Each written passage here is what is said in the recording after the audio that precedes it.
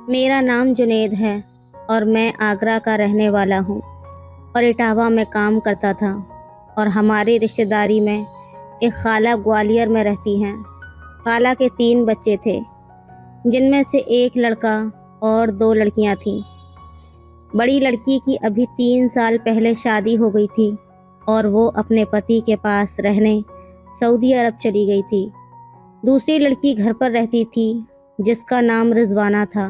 खाला का लड़का मेरा ही हम उम्र था, जिसकी शादी भी हो गई थी, लेकिन ठीक ठाक कुछ कमाता नहीं था, तो आए दिन झगड़ा बना रहता था और उसकी बीवी मायके पड़ी रहती थी। घर के हालात कुछ ठीक नहीं थे, जिस वजह से रिजवाना की शादी भी नहीं हो पा रही थी, जबकि वो भी 30 से 32 साल की हो चुकी थी। वो आकर्षक चेहरा रखने वाली लड़की थी, जो करीब कई साल पहले तक अच्छी सेहत रखती थी।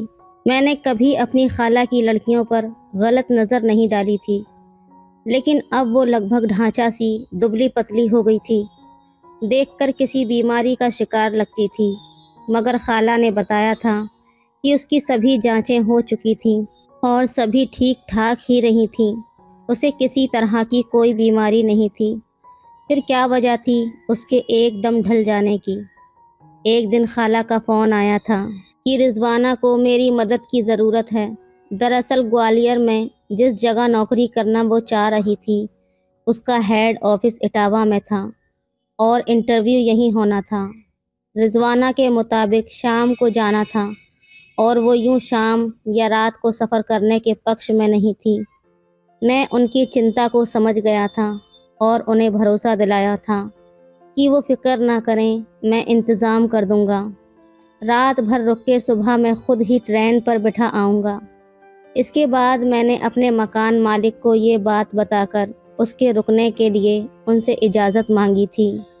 ये भी पेशकश की अगर कोई उनको एतराज़ हो तो वो नीचे सुला सकते हैं। ये मेरी एक आदत है कि जहाँ रहता हूँ वहाँ अपनी इज्जत तो बनाकर रखता हूँ कि सामने वाला भरोसा कर सके। और फिर वो लड़की कोई गैर या दोस्त नहीं, बल्कि खाला ज़ात बहन ही थी, तो उन्हें क्या एतराज़ होता। उन्होंने इजाज़त दे दी। वो 11 बजे आ गई थी। मैंने उसे स्टेशन से ले लिया और उसकी बताई जगह पर छोड़ दिया और ख़ुद अपने ऑफिस निकल आया। आगे का वक्त वैसा ही गुज़रा जैसा गुज़रता है। पहले सीधे घर ले गया, जहाँ वो नहा धोकर फ्रेश हुई। फिर उसे बाज़ार ले आया, जहाँ थोड़ी शॉपिंग करने के बाद वहीं पर खाना खिलाया और 10 बजे हम लोग घर आ गए। इसी बीच इधर उधर की बातें भी हो रही थीं, बावजूद इसके कि उसकी बहुत कम बोलने की आदत थी, या शायद हम दोनों की उम्र के फ़र्क की वजह से वो असहज हो रही थी। करीब 11 बजे सोने के लिए लेटने की नौबत आई थी। ऊपर मेरे कमरे में एक तख्त ही था, जो मकान मालिक की मेहरबानी से लेटने के काम आता था। बाकी मैं तो सफरी ज़िंदगी की वजह से कोई ख़ास सामान ही नहीं बनाता था। उसे मैंने तख्त पर लिटा दिया और ख़ुद नीचे चटाई बिछाकर लेट गया और मैं उससे पूछने लगा कि पहले तो तुम्हारी सेहत अच्छी भली थी और दिखने में काफ़ी अच्छी भी लगती थी, अब क्या हो गया है तुम्हें? उसने अनमने भाव से जवाब दिया कि मुझे नहीं पता। मैंने कहा कोई ऐसी बीमारी है जो खाला ने मुझे बतानी ठीक ना समझी हो। वो एकदम से सकपका गई और कहने लगी, ऐसा कुछ भी नहीं है। मैंने फिर पूछा, कोई बॉयफ्रेंड है तुम्हारा? वो एकदम भड़क कर उठ बैठी और तेज़ निगाहों से मुझे घूरने लगी। ये कैसा बेहुदा सवाल है? इसमें बेहुदा क्या है? जनरल चीज़ है, लोग करते ही हैं। अगर तुम करती होगी तो कौन सी कयामत टूट पड़ेगी। उसने कहा, क्या आप ये चाहते हो कि मैं अभी इसी वक्त यहाँ से चली जाऊँ? उसकी आंखों से गुस्सा छलकने लगा था। मैंने कहा, वैसे मेरा इरादा ना तुम्हें तकलीफ़ पहुँचाने का है और ना ही कोई तुम्हारी इंसल्ट करने का। मुझे साइकोलॉजी में गहरी दिलचस्पी भी है और पकड़ भी समझना चाहता हूँ तुम्हारे केस को। शायद कोई सही सलाह दे सकूँ तुम्हें। वो थोड़ी देर वैसे ही बैठी अजीब अंदाज में मुझे देखती रही और फिर कहा, नहीं। मैंने कहा, बस यही तुम्हारी बीमारी है, اس نے پوچھا تمہارا کیا مطلب ہے؟ میں نے کہا یہ نैسرگک ہے، اس میں غلط کچھ بھی نہیں، پر ہوتا یہ ہے کہ سماج کے بنائے نیم اور اپنی عزت کے چکر میں سبھی اپنی پراکرتک اچھاؤں کو دبانے میں لگ جاتے ہیں، جو کہ غلط ہے، کیونکہ ایسا نہ کرنے پر انسان مانسک بیماری کا شکار ہو جاتا ہے۔ چاہے دل دماغ ساماجک نیموں کے چلتے اس ڈیمانڈ کو لاکھ نکارتا رہے، پر شریر تو اپنی پرتیکریا دیتا ہی ہے۔ تم جس عمر میں ہو، گارنٹی سے کہہ سکتا ہوں کہ تمہارے ساتھ کی لڑکیوں کی شادی ہو چکی ہوگی۔ شام کو جب تم باتھ روم گئی تھی تو تمہارا فون دیکھا تھا، تم اپنی اچھاؤں کو جبرن مار رہی ہو اور یہی چیز تمہارے شریر کو گلا رہی ہے۔ اب وہ گہری دلچسپی سے مجھے دیکھنے لگی تھی۔ میں نے کبھی سوچا بھی نہیں تھا کہ میں آپ سے اس سبجیکٹ پر کبھی بات کروں گا۔ میں نے کہا لیکن کر سکتی ہو، ہماری عمر کے فرق اور رشتے کو بھول جاؤ اور بھروسہ رکھو، ایک ایکسپرٹ دوست کی طرح تمہارے کام آ سکتا ہوں۔ اس نے کہا میں گھر پہ رہتی ہوں، گھر سے نکلنے کا موقع ریئر ہی ملتا ہے، ایسے میں کسی سے کوئی دوست بناؤں بھی تو مل پانا ہی مشکل ہوگا۔ اس نے کہا میرے دوست ہیں، لیکن میرے لیے کبھی گھر سے نکلنا ممکن بھی ہوتا ہے تو وہ ہی بیکار ثابت ہوتے ہیں۔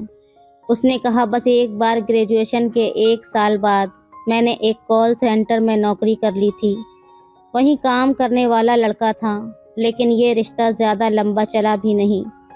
7 مہینے بعد کال سینٹر ہی بند ہو گیا اور وہ لڑکا نئی نوکری کے چکر میں لکھنؤ شفٹ ہو گیا اور میں گھر پہ بیٹھ گئی۔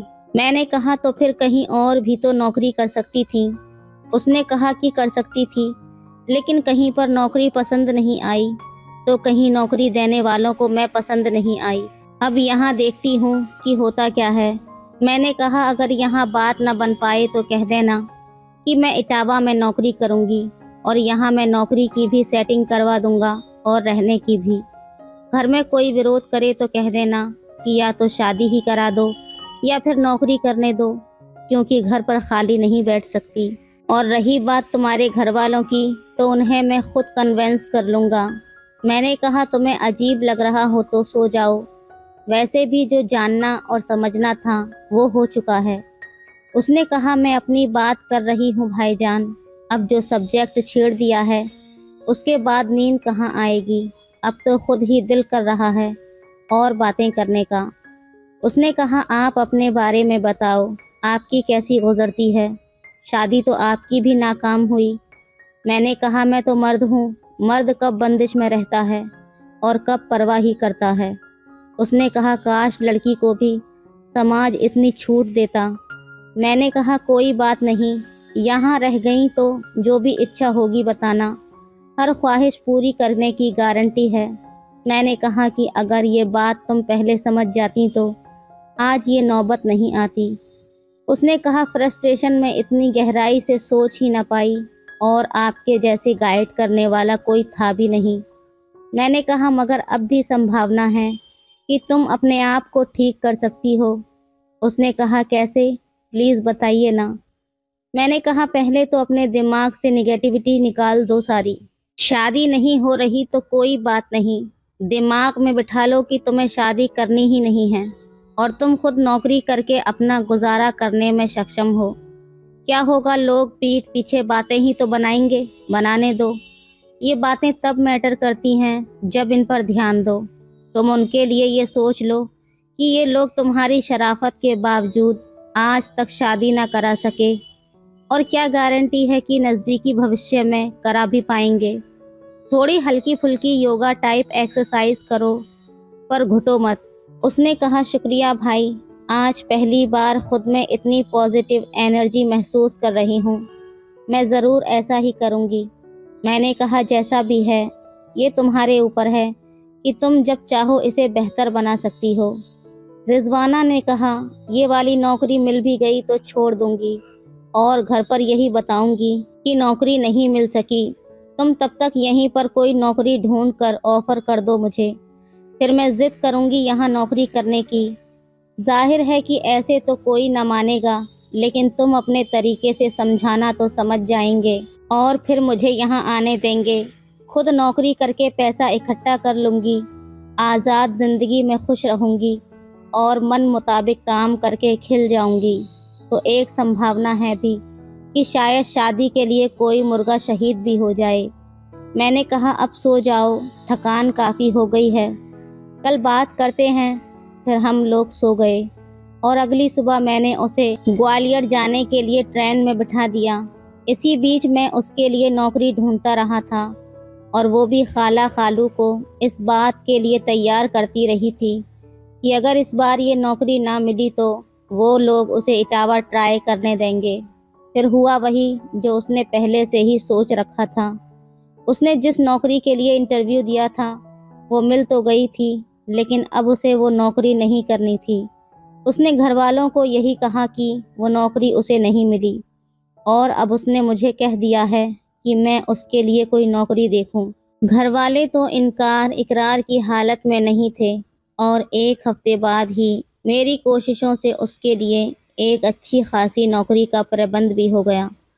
اب اس نے اس نوکری کے لیے ضد پکڑ لی تو خالہ خالو نے مجھ سے بات کی اور میں نے انہیں سمجھایا کہ اسے یہ نوکری کرنے دیجیے، یا پھر پاسبل ہو تو اس کی جلد سے جلد شادی کرا دیجیے، کیونکہ آپ لوگ سمجھ نہیں پا رہے ہیں کہ لڑکی گھر پر بیٹھے بیٹھے فرسٹریٹ ہو رہی ہے، جو اس کی صحت کے لیے ٹھیک نہیں ہے۔